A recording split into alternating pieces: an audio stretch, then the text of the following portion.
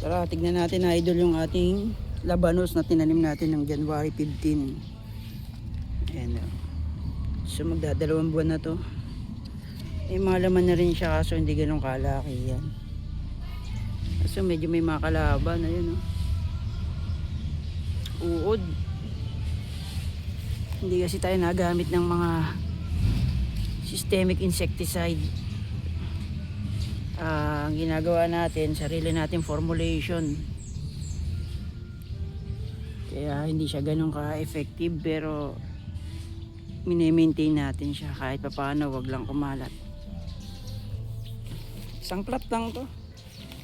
Sana medyo malalaki na rin yung iba. Aso may mga butas. Ito tawag namin dito tuston. Sa ibang part ng Luzon kinakain yan. Ewan ko kung may mga Tagalog na nagluluto nito. Ito tawag namin dito yung tuston. Yan.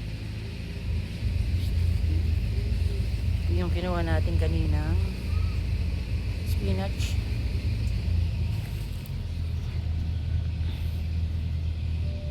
Ito ano bang tawag dito?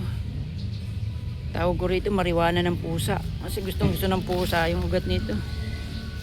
Lagay natin yan. Yan.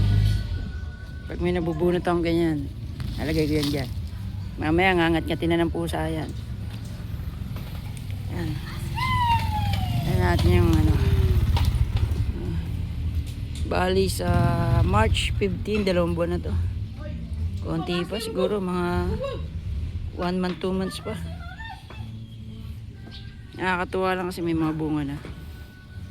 Bunga na, I mean, ano ba tawag dito? Tubers ba tawag dito? Yung buto nito, binili ko lang sa Shopee, Lazada, yung mga legit. Condor. Ano pa ba? Ramgo. East West. Yan. May mga mangilan-ngilan, no, na maliliit kasi hindi tayo gumagamit ng mga chemical fertilizer. Once lang tayo nag-apply sa lupa. Tapos makikita niyo yung bilog-bilog yan. More on rabbit manure tayo. Yan, nakikita niyo yung bilog-bilog na yan. Maganda sa lupa yan. Kaso ang mahal nga lang ng persako. 200 hanggang 600. Pero maganda talaga kasi pag nilagay mo, ang daming microorganism. Pag ibinungkal mo yung lupa, nangingitim talaga. Tumutubo ang damo.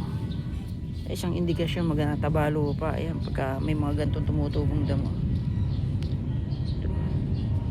Tsaka ito yung tusto na to. Ayan, tanim din tayo ng pechay.